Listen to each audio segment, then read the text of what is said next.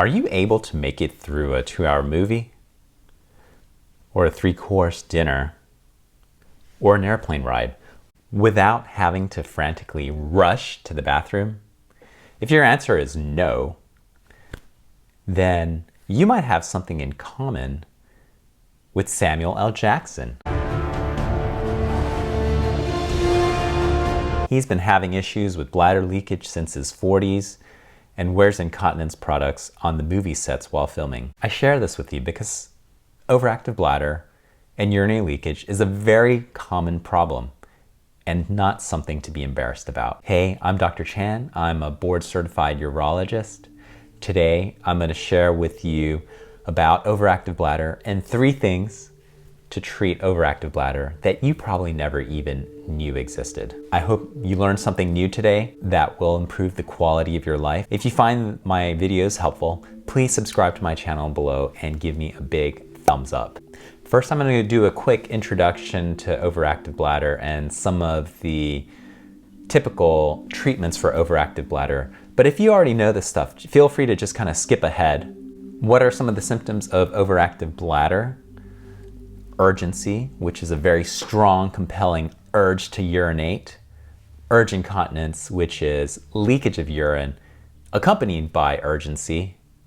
Frequency of urination, which is marked by having to go to the bathroom more than 8 times a day and finding that that's a problem. And then finally, nocturia, which is waking up more than once a night to have to go to the bathroom. It's no surprise, but one of the things as people age is that they tend to get overactive bladder and bladder leakage more common. Let's talk about treatments, starting with the simple stuff. First-line therapy. So this is all stuff that you can do at home. You don't need to see a doctor. You don't need to take any medications. It just involves changing up things that you eat, or some of your lifestyle, or just some exercises that you do. The first thing that I want to touch on is caffeine. Caffeine is really bad for overactive bladder.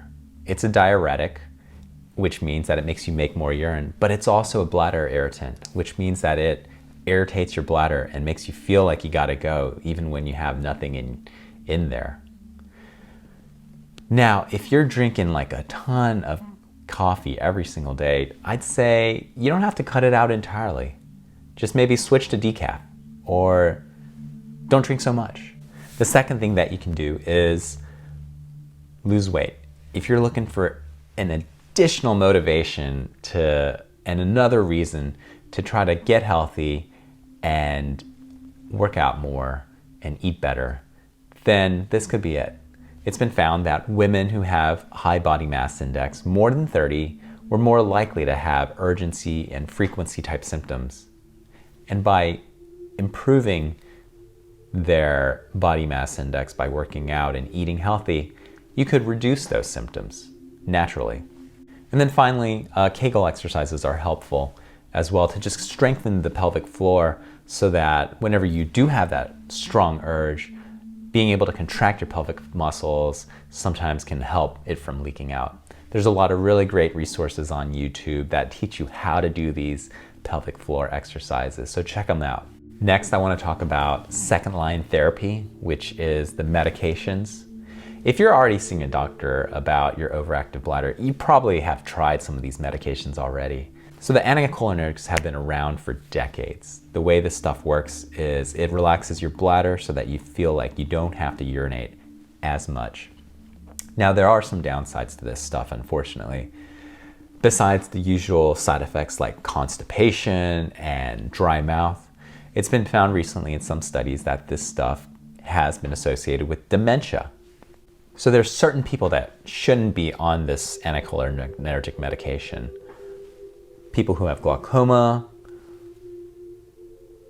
people who have impaired gastric emptying or urinary retention, and then finally really frail old people shouldn't be on this stuff.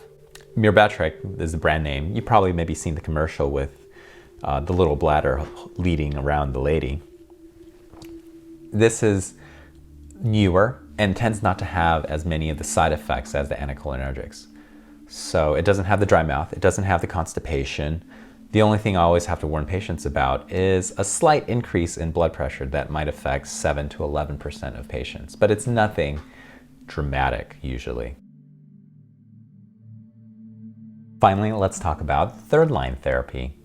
3 ways to treat overactive bladder that you probably never even knew about. The first one is called percutaneous tibial nerve stimulation. I have a whole video on this explaining it and showing in a little bit more detail if you wanted to watch here. The way it works is we put a small needle in your foot and then hook it up to a small electrical device and stimulate this tibial nerve for about 30 minutes, once a week for 12 weeks. By stimulating this tibial nerve, it somehow retrains the bladder nerves so that you don't have as much urgency or frequency. It's pretty effective. I'd say around 80% of people see some improvement in their symptoms. After you finish the treatment course of 12 treatments, maintenance sessions are only once a month to keep up the results. The absolute best thing about this is that there are literally no side effects to this. And so this is something that I might recommend to patients who are very old and cannot tolerate any. Next, let's talk about Botox. Yes, this is the same exact stuff that people inject in their face. The way it works is that it paralyzes the muscle in your bladder, much like it paralyzes the muscle in people's faces to smooth out those wrinkles. Let me talk a little bit about the way that we get the Botox into the bladder. It's just an office procedure, usually takes about 5 minutes. We do numb you up so it's not incredibly painful. But we put about 100 units of Botox into multiple locations throughout the bladder. It lasts for about 5 to 9 months. And the only side effect that is probably worth mentioning is that in about 6% of patients, it works too well and people have difficulty urinating. So patients just have to be comfortable with the idea that they may possibly end up needing to use a catheter for those 5 to 9 months. You can do it more than once. You can do it multiple times without any problems or complications. And usually you see the max benefit at about 1 month, but I've had some patients who started noticing a significant difference even after about a week after treatment. Finally, the third thing I want to talk about is something called Sacral Neuromodulation. So this thing is basically a pacemaker for your bladder that we implant around your hip area. It sends a little lead down to the nerves coming out of your S3 foramen that go to your bladder, and it stimulates it to kind of tamp down some of those urgency and frequency messages that get sent to your bladder. It works pretty well. Usually we do like a test drive where we put in temporary leads, have people wear them around for a week to see if it works. And if it works great, more than 50% improvement, then we go in and implant the full device. The really nice thing about this new generation device by Axonics is that it's rechargeable. And so just like your cell phone, you just have to charge it about once a month or once every 2 weeks. And it's able to last for up to about 15 years without having to be replaced. The other thing that patients kind of worry about whenever they have something implanted in their body is getting an MRI. Fortunately, because of how the device is constructed, it's MRI compatible now. So you can have a full body MRI without having to remove this device first. It works really well in terms of effectiveness. 90% of patients tend to be very happy that they underwent this procedure. Now you might be wondering how to choose between these 3 options. Usually the way that I present it to people is that if their symptoms are mild, I would probably suggest that they do something a little bit less invasive like Botox or PTNS first. Botox is a good option if it's someone that is looking for a little bit more immediate relief. Just because after about a week, sometimes you start seeing improvement.